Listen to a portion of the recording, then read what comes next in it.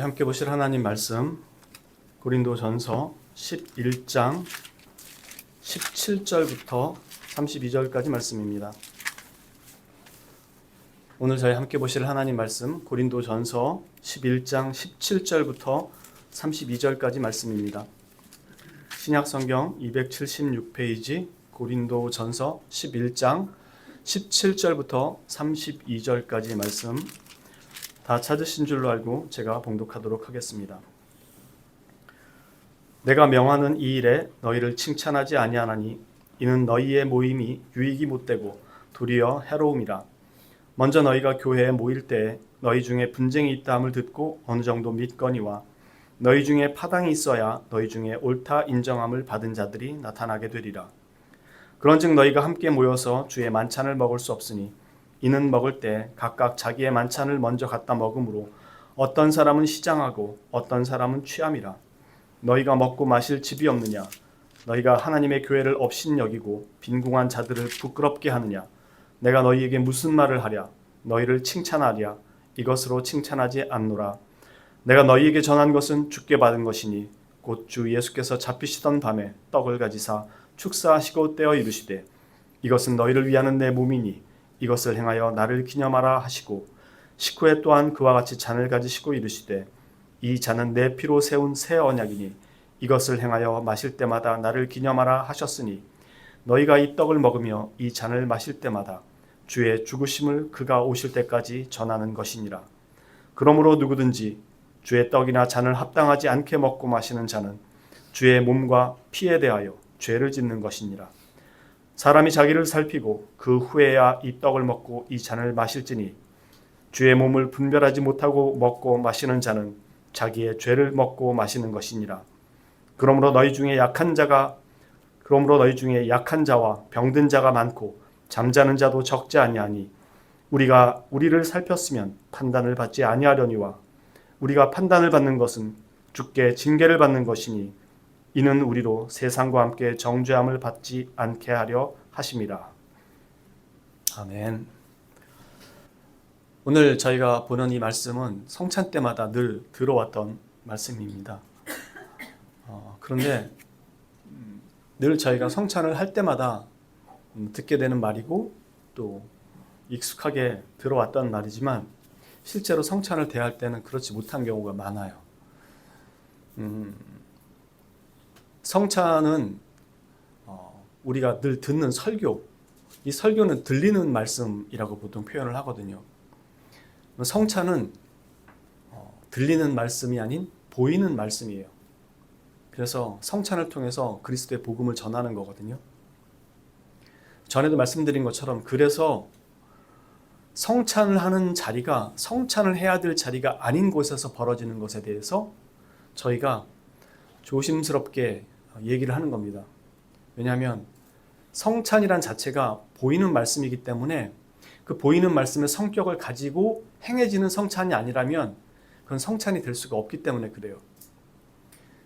그래서 전에 한번 말씀드린 것처럼 우리와 다른 신학적 그 이해를 가지고 있는 사람들이 똑같이 성찬을 해요. 근데 그 사람들은 성찬을 하는 이유 중에 여러 가지가 있겠지만 여러 가지 이유로 그 성찬을 합니다. 그래서 우리 것을 함께 나누자, 함께 공유한다, 가난하고 어려운 사람을 함께 우리가 품는다, 이런 내용으로 성찬을 진행합니다. 성찬이 그런 의미처럼 보이니까요. 물론 주님이 하시는 말씀 중에서 그 부분이 배제되어 있는 것도 아니지만 그렇게 되면 저 사람들이 가지고 있는 그 성찬에 대한 이해, 보이는 말씀으로서의 성찬에 대한 이해와 우리가 성찬을 나눌 때 이 성찬이 나타내는 보이는 말씀에 대한 이해가 다른 거죠. 그러니까 실상은 같은 성찬을 하고 있는 게 아닌 거죠. 그래서 성찬이 사실 대단히 중요하고 대단히 신중하게 행해져야 되고 아무 데서나 행해질 수가 없어요. 그러니까 보면 거룩한 예식처럼 보이니까 이 성찬이 아무 곳에서나 하면 거룩한 것처럼 느껴지지만 실제로 그렇게 할 수 있는 게 아니거든요. 이 말은 나중에 바꿔서 얘기하게 되면 어떤 의미를 가지냐면 보이는 말씀인 성찬, 이 성찬 자체가 정말 중요하다면 매번 선포되는 주일마다 선포되는 이 들리는 말씀에 성찬이 보이는 말씀이었다면 들리는 말씀의 성찬이 매주 있는 예배예요. 그러니까 이 예배 자체가 그렇게 우리가 생각하는 것처럼 가볍게 생각할 수가 없다라는 겁니다. 늘 익숙하기 때문에 그냥 예배 자체가 익숙해져 버린 거예요. 성찬은 어쩌다 한 번씩 하니까 거룩한 것처럼 느껴지고, 근데 성찬은 보이는 말씀이고 주일 예배 우리의 선포되는 설교는 들리는 말씀인 거예요. 차이가 없는 거예요, 실상은. 그걸 오늘 저희가 그걸 확인해 보려고 합니다. 오늘 여기 이 11장에 나오기 전에 8장에 보면 우상에 바쳐진 제물을 먹는 것에 관련된 내용이 있었어요. 그 내용은 뭐였냐면 그리스도의 복음에 대한 지식을 가졌다고 한 사람들이 우상에게 바쳐진 제물은 아무것도 아니야. 그건 가짜고 그 신들은 존재하지도 않는 가짜 신이야. 그러니까 우상에게 바쳐졌던 음식을 먹는 건 아무 문제가 안 돼. 라고 하면서 자신들이 가지고 있는 신학적 지식으로 우상에게 바쳐지는 그 예식에 참여해서 그거 다 구경하고 거기서 그걸 같이 먹는 거예요. 아무것도 아니니까. 그런데 그의 행동이 믿음이 연약한 형제를 시험에 들 수 있게 한다는 거죠. 왜냐하면 그 형제들은 그런 예식을 통해서 신과 내가 하나가 된다라고 이해하고 있는데 그 사람들이 그렇게 참여하는 걸 통해서 저 사람들은 뭐지? 라고 시험에 들게 된다는 겁니다. 그래서 자기는 저거 먹으면 안 되는 걸로 알고 있는데 저 사람은 먹네? 이러면서 자기도 먹어도 되는 줄 알고 먹기는 하지만 실제로 양심이 꺼려지는 거죠. 여러분들 경험하셨을 거예요. 우상한테 바쳐진 거 제사 음식 먹으면 안 돼 이렇게 들었는데 누가 제사 음식을 꺼리낌 없이 그리스도인이라는 사람이 막 먹는 거예요. 그럼 처음에 회심한 지 얼마 안 된 사람들은 저거 먹으면 안 된다고 들었는데 저거 귀신한테 바쳐진 거라고 그랬는데 그러면서 양심에 꺼려서 먹지는 못할 것 같은데 다른 그리스도인들이 먹는 것 보니까 먹어도 되긴 하나? 이러면서 먹어요. 꺼리게 하면서. 즉 믿음으로 먹지 못하고 남들 보고 그냥 따라 먹는다는 겁니다. 성경은 믿음으로 행하지 않은 그것이 죄라고 얘기를 해요. 그러니까 너의 그 지식이 믿음이 연약한 형제를 죄 짓게 만든다는 거예요. 믿음도 없는데 그걸 먹게 만들어서 죄를 짓게 한다고요. 먹는 게 죄가 아니라 믿음 없이 먹는 거. 그래서 연약한 형제를 시험에 들지 말게 하라는, 네가 가진 지식 가지고 형제를 시험에 들지 말게 하라는 게 우상에 관한 것이었거든요. 그러면서 이 바울 사도가 그 우상에 바쳐지는 제물을 먹는 그 자리에 참여한 사람들에게 뭐라고 얘기했냐면 10장에 이렇게 얘기해요. 10장 14절에 보면 그런즉 내 사랑하는 자들아 우상 숭배하는 일을 피하라. 나는 지혜 있는 자들에게 말함과 같이 하노니 너희는 내가 이르는 말을 스스로 판단하라. 우리가 축복하는 바 축복의 잔은 그리스도의 피에 참여함이 아니며 우리가 떼는 떡은 그리스도의 몸에 참여함이 아니냐. 떡이 하나요 많은 우리가 한 몸이니 이는 우리가 다 한 떡에 참여함이라. 육신을 따라 난 이스라엘을 보라. 제물을 먹는 자들이 제단에 참여하는 자들이 아니냐. 그런즉 내가 무엇을 말하느냐. 우상의 제물은 무엇이며 우상은 무엇이냐. 무릇 이방인이 제사하는 것은 귀신에게 하는 것이요 하나님께 제사하는 것이 아니니 나는 너희가 귀신과 교제하는 자가 되기를 원하지 아니하노라. 너희가 주의 잔과 귀신의 잔을 겸하여 마시지 못하고 주의 식탁과 귀신의 식탁에 겸하여 참여하지 못하리라. 그러면 우리가 주를 노여워하시게 하겠느냐. 우리가 주보다 강한 자냐. 모든 것이 강하나 모든 것이 유익한 것이 아니요 모든 것이 강하나 모든 것이 덕을 세우는 것은 아니니 누구든지 자기의 유익을 구하지 말고 남의 유익을 구하라. 이렇게 얘기합니다.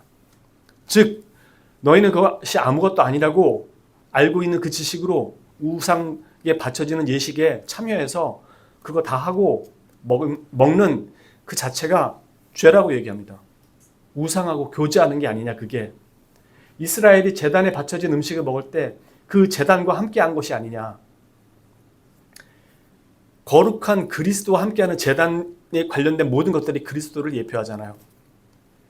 제물을 먹는다라는 건 결국 멀리 바라보는 구약 사람들이지만 멀리서 오실 예수 그리스도를 희미하게 바라보고 그리스도와 연합하는 것을 상징하는 것이 아니냐. 제단에 참여한다는 것이 그런 의미인데 너희가 어찌 제단에 바쳐진 음식은 우상에게 바쳐지는 음식은 아무것도 아니라고 하는 그 지식으로 거기에 참여하느냐. 그 자체가 죄를 짓는 것이다 라고 지금 바울 사도가 얘기한 겁니다. 이제 이 맥락에서 11장으로 넘어와서 지금 성찬을 얘기하는 거예요. 즉 우상에게 바쳐진 건 아무것도 아니야. 그런 거는 다 형식적인 거야. 라고 생각하는 것처럼 실제로 바울 사도는 그게 아니고 우상에 참여하는 것이 귀신과 교제하는 게 아니냐? 우리가 제단에 바쳐진 음식을 먹는 게 그 의미가 아니더냐? 그런데 너희가 이 거룩한 성찬에 참여하는데 그 자세가 뭐냐? 그게 성찬에 참여하는 사람의 자세냐? 네가 귀신에게 참여하는 건 아무것도 아니야 라고 하는 그 마음과 그대로 성찬에 참여하고 있다 이겁니다. 성찬이 형식이 되어 있다고. 지금 여기에 보면 성만찬 제정을 하는데 그 앞에 있었던 내용이 뭐냐면 먼저 와서 이때 초대교회는 예배 끝나고 각자 집에서 싸온 음식을 가지고 펼쳐서 상을 베풉니다. 그리고 함께 나누는 거였어요. 그걸 애찬이라고 그랬어요. 지금 저희가 점심 먹는 거. 그러니까 교회에서 식사하는 건 끼니 됐으니까 끼니 때우는 개념이 아니에요. 여기 모인 거룩한 한 교회 공동체로서 같이 교제하고 나누며 영적인 한 몸이 됨을 식사 가운데 확인하는 거예요. 그래서 각자 싸운 걸 가지고 나누는 겁니다.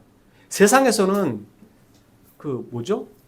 포트락이 각자 갖고 나온 거 나누면서 서로 그냥 단순히 교제하는 개념으로 하지만 교회가 그걸 흉내내고 있는 게 아니에요. 원래 교회가 이것들을 행해 왔었고 행한 건 저 사람과 내가 한 몸이라는 사실을 그리스도 안에서 한 몸이라는 사실을 식탁 교제 속에서 확인하는 거예요. 이게 별개의 문제가 아니었어요. 사는 것 자체가. 그렇게 애찬에 참여하고 이어서 성찬을 한 거예요. 그런데 부자들은 시간이 많고 여유가 있으니까 좋은 음식 가지고 와서 먼저 도착하고 종으로 있던 사람들은 주인이 놓아줘야만 올 수 있으니까 예배에 늦게 올 수밖에 없었다고요. 그러니 부자인 사람들은 자기네들이 먼저 상을 베풀어 놓고 자기네들이 먹고 마시고 먼저 취해버린 거예요. 그리고 성찬에 참여하는 겁니다. 그러니까 바울 사도가 얘기하는 겁니다. 그게 성찬에 참여하는 너희의 자세냐? 그게 정말로 올바른 성찬이라고 생각하느냐? 라고 지금 책망을 한 거예요. 어디서부터 출발해서 우상 섬기는 그 예식에 참여한 것으로부터 시작해서 형제가 함께 애찬에 참여하지 않은 상태로 진행해놓고 성찬까지 오는 이 모든 일을 지금 바울 사도가 한 번에 그게 성찬에 참여하는 자세가 맞느냐라고 책망하는 겁니다. 그러니까 바울 사도가 이 성찬의 끝에 하는 얘기가 뭐였냐면 11장에 그렇게 얘기합니다. 너희가 이 떡을 먹으며 이 잔을 마실 때마다 주의 죽으심을 그가 오실 때까지 전하는 것이니라. 이렇게 얘기해요. 즉 이 성찬을 하는 이유 가장 큰 핵심은 주의 죽으심, 즉 그분이 왜 이 땅에 오셨는지를 전하고 증거하기 위해서 이 성찬을 한다는 겁니다.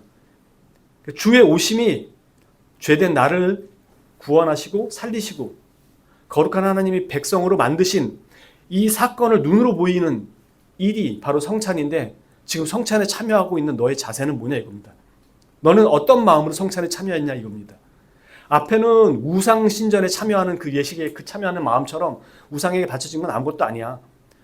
마치 그런 마음처럼 성찬에 가볍게 참여해서 가볍게 먹고 마시는 것으로 이해한 사람에 대한 책망이고 또 한편으로는 이 성찬이라는 건 주의 몸된 한 지체임을 확인하는 건데 너에게 있어서 주의 성찬에 참여하는 그 몸된 한 지체가 어디 있느냐? 너희는 먼저 먹고 다 취해버렸지 않느냐? 어떻게 이렇게 거룩한 성찬을 너희가 그렇게 훼손시킬 수 있느냐? 라고 지금 책망한 겁니다. 그리고 나서 뭐라고 얘기했냐면요. 그러므로 누구든지 주의 떡이나 잔을 합당하지 않게 먹고 마시는 자는 주의 몸과 피에 대하여 죄를 짓는 것이니라. 사람이 자기를 살피고 그 후에야 이 떡을 먹고 이 잔을 마실지니 주의 몸을 분별하지 못하고 먹고 마시는 자는 자기의 죄를 먹고 마시는 것이니라. 결국 네 행동이 네 스스로 죄를 먹고 마신다고 이야기합니다. 가난하게 온 사람들은, 종 같은 사람들은 갖고 올 게 없었어요. 그래서 상을 베풀어야 되는데 베풀 게 없어요. 그러니까 있는 부자들이 펼쳐놓고 먹는 그 상에 함께 참여하는 것으로 얻어먹을 수밖에 없었던 사람이에요. 근데 먹고 다 치워버렸는데 뭘 먹습니까? 얼마나 부끄럽겠어요. 너희가 그들을 부끄럽게 하는도다. 그렇게 얘기합니다. 그리고 너희가 성찬을 참여한다고 거룩한 제사라고. 근데 바울 사도가 노발대발 안 할 수가 없는 거죠. 그리스도가 누구를 위해 죽었느냐? 부자인 사람들만을 위해 죽었느냐? 돈이 많아서 남들보다 덜 악한 일에 빠질 가망성이 많은 그런 너희들만을 위해서 죽으셨느냐? 가난하고 어려운 사람들은 더 범죄할 가능성이 높은 환경에 내몰리죠. 그런 사람들은 빼고 주님이 죽으셨냐는 거죠. 어찌 너희가 그렇게 할 수 있느냐? 너희가 한 그 행동이 저들을 부끄럽게 할 뿐만 아니라 저들의 생찬에 너희들이 참여하지도 못하게 만드는 그런 것과 똑같은 악행을 범했다라고 바울 사도가 책망하는 것입니다. 그래서 너희는 성찬에 참여하며 떡을 떼고 잔을 먹는 그 자체가 죄를 범한다고 얘기하는 겁니다. 그래서 그 다음은 이렇게 이어집니다. 주의 몸을 분별하지 못하고 먹고 마시는 자는 자기의 죄를 먹고 마시는 것이니라. 그러므로 너희 중에 약한 자와 병든 자가 많고 잠자는 자도 적지 아니하니 죽는 자도 많다는 뜻입니다. 아주 살벌하게 그지없는 말씀입니다. 즉 너희가 그런 식으로 성찬에 참여하기 때문에 너희 중에 약한 자뿐만 아니라 병든 자도 많고 죽는 자도 있다라고 얘기합니다. 미리 말씀을 드리면 물론 오늘날 그렇지는 않죠. 이건 성찬이 제정되는 그 예수님께서 제정하신 성찬과 그 성찬을 시행하는 초대교회에서 성찬의 중요성을 분명하게 알리기 위해서 가시적으로 분명하게 나타내셨던 초대교회의 역사니까. 그만큼 성찬이라는 게 아주 엄중한 거였는데 오늘날은 그냥 거룩한 예식 이래가지고 예식 정도로만 생각을 한다는 거죠. 그래서 우리가 우리를 살폈으면 판단을 받지 아니하려니와 우리가 판단을 받는 것은 주께 징계를 받는 것이니 이는 우리로 세상과 함께 정죄함을 받지 않게 하려 하심이라. 즉 너희는 세상과 같지 않고 그렇게 심판을 받지 않게 하기 위해서 주께서 이런 징계들을 주셨다라고 얘기합니다. 즉 성찬의 엄중함과 그 의미를 분명하게 깨닫고 세상처럼 살지 말라라고 바울 사도가 책망하는 내용을 준 것입니다. 이제 이 성찬이 아까도 말씀드린 것처럼 처음으로 돌아와서 성찬이라는 게 보이는 말씀으로서의 그 기능과 역할을 하는 것이고 우리에게 가르쳐주는 것이라면 그래서 우리가 얼마나 엄숙하고 이 성찬에 참여하는 자세가 분명해야 되는지 안다면 예배라는 것도 동일해야 되는 거죠. 들리는 말씀으로서의 성찬과도 같은 의미이니까요. 여기서 성찬에 합당하지 않게 먹는 사람들이 있다라고 얘기를 하는데 이 합당하지 않게 먹는 사람들은 누구를 말하냐면 이 사람들은 그리스도를 모르는 사람들, 그리스도를 알지 못하는 사람들이 와서 성찬에 참여하는 걸 얘기하는 것이 아니에요.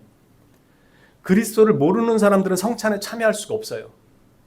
비록 그가 거짓 신앙으로 고백하고 교회 회원이 되어서 성찬에 참여할 수는 있을지 몰라도 그것이 그 사람에게 실제로 성찬이 주는 모든 은택과 유익을 누릴 수 없어요. 왜? 그들은 믿음으로 참여하는 게 아니니까 애시당초 이 자체에 참여할 수가 없어요.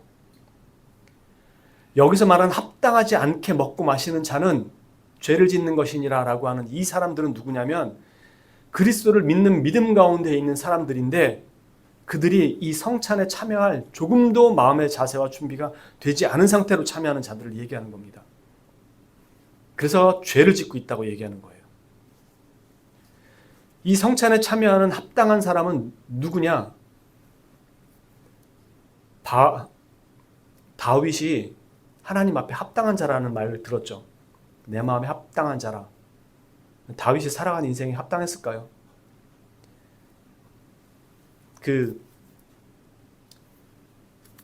갑자기 그 키 큰 골리앗, 자꾸 고릴라가 생각났어요.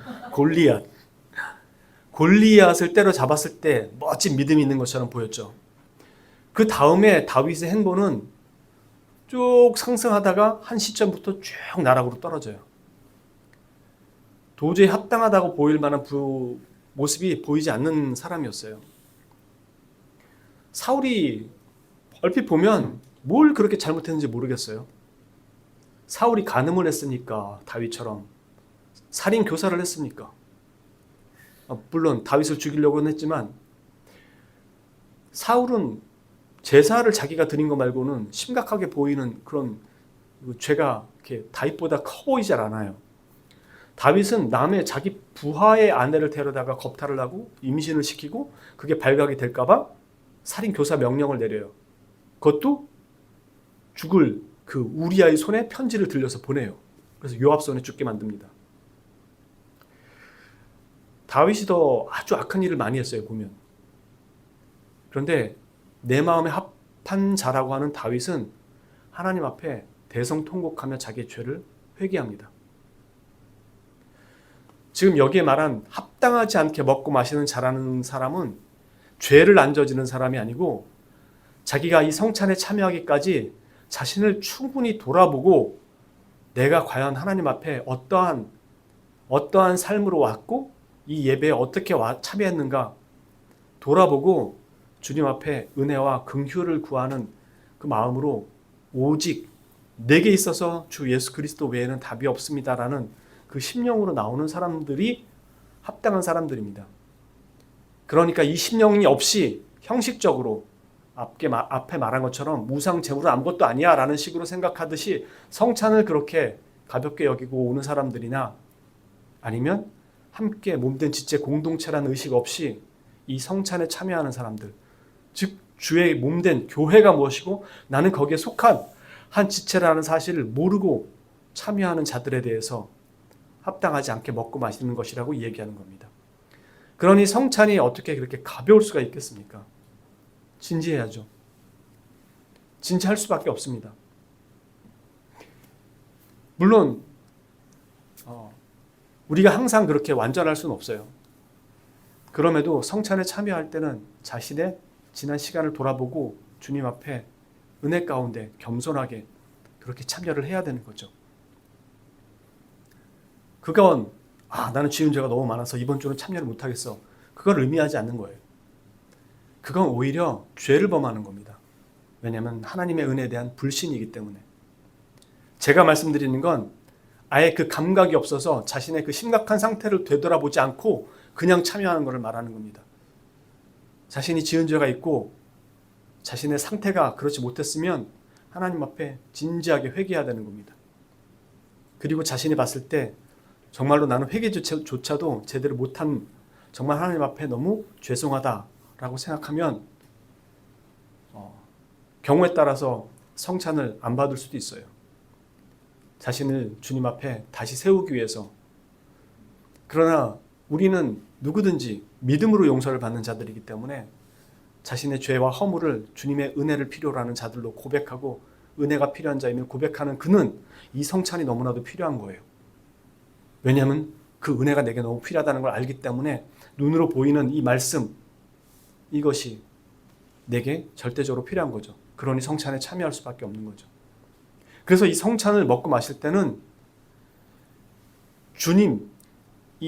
저게 주님의 살과 떡이 되는다고 말하는 것에 우리 개신교가 받아들이지 않는 이유가 주님을 여기 이 땅으로 끌어내리는 것이 아니라 이 성찬에 참여함으로 말미암아 우리가 주님 계신 것으로 영적이지만 거기에 참여하는 거예요. 그러니까 이 성찬은 우리가 직접적으로 온몸으로 경험하지 못해서 그렇지 실제로 단지 기념하는 것이 아니라 그리스도의 임재와 긍휼과 용서가 실제로 이 성찬을 통해서 약속되고 우리 안에서 일어나는 일들이에요. 그건 하나님께서 교회에 주신 복이고 은혜예요. 약속이고. 그래서 성찬에 참여할 땐 그런 마음과 자세로 참여하는 거죠. 여기서 더 나아가서 예배는 매 순간이 들리는 성찬인 거예요. 들리는 말씀인 거고. 그래서 예배에 참여하는 자는 함부로 참여할 수가 없는 거죠. 그래서 예배에 참여할 때 이렇게 막 뭔가 자유스러운 분위기는 좋지만 막 무질서하고 자기 편한 대로 할 수 있는 게 아니에요. 막 이 예배의 시간을 정확하게 지키고 미리 준비하고 함부로 들락날락하고 음식 갖고 와가지고 막 먹고 그렇게 하지 못한 이유가 다 신학적인 이유가 있어서 그랬던 거예요. 그냥 단지 경직스럽게 하려고 하는 게 아니고 거룩한 하나님의 예배에 참여하는 것 자체에 그 엄중함을 알게 하기 위해서는. 그러니까 여러분들이 보이는 말씀으로서의 성찬, 그리고 들리는 말씀으로서의 이 예배가 엄중하다는 사실을 잘 기억하고 오래된 습관들, 기존에 해왔던 방식들, 여기서 조금씩 벗어나시고 거룩한 하나님의 예배에 참여하고 있다는 사실을 잘 기억하시고 그 마음으로 예배에 참여하시기를 바랍니다. 하나님은 여기에 그 예배의 자리에 자신의 약속을 다시 선포하시고 다시 갱신해 주시는 거예요. 지난 한 주의 우리의 허물들을 늘 하나님께서 덮으신다라는 것을 다시 재선포하시는 겁니다. 어떤 의미에서는 재선포하실 일이 없는 거죠. 사실은 이미 다 용서하신 거니까. 그럼에도 이 예배의 자리를 통해서 여전히 우리의 죄가 사함받고 있음을 다시 한번 우리에게 알리시고 선포하시는 약속이 실제로 시행되는 거예요. 그리고 그 은혜를 교회에 주셨음을 다시 한번 가르쳐 주시는 거고요. 여러분들이 그 의미로 이 성찬에 참여하시면 큰 은혜와 유익이 있을 겁니다. 그 마음으로 참여하시면 비로소 기쁨과 감사의 마음으로, 그리고 그리스도의 죽으심을 분명하게 새기는 마음으로 예배에 여러분들이 임하실 수 있는 마음가짐이 그래도 조금 변화되실 수 있을 거라 생각됩니다. 모두가 하나님이 주신 이 거룩한 예식에 참여할 수 있기를 주님의 이름으로 축원합니다. 기도하겠습니다. 참으로 거룩하신 주님 감사합니다. 우리를 위해 이 땅에 오신 그리스도의 그 대속적 죽음을 우리가 성찬을 통해 주께서 가르쳐 주신 대로 지키며 따라가고자 함께 모여 성찬식을 거행합니다. 이는 주님께서 우리에게 주신 명령이기에 우리가 이것을 수행하며 주의 다시 오심을 우리가 온 세상 가운데 증거하기 위해 이 자리에 모여서 이 성찬을 나눕니다. 우리에게 맡겨진 소명과 이 사명을 기억하고 지켜가게 하시고 이 예배의 자리에 참석하는 예배자로서의 모습을 회복해 나갈 수 있도록 인도하여 주옵소서. 우리에게 주님의 살과 피를 먹는 이 은혜 속에서 거룩한 주의 백성으로 한 발씩 더 나아갈 수 있도록 인도하여 주시기를 구하옵고, 거룩하시고 우리의 유일한 구속주 되시는 구주 예수 그리스도 이름 받들어 감사드리며 기도합니다. 아멘.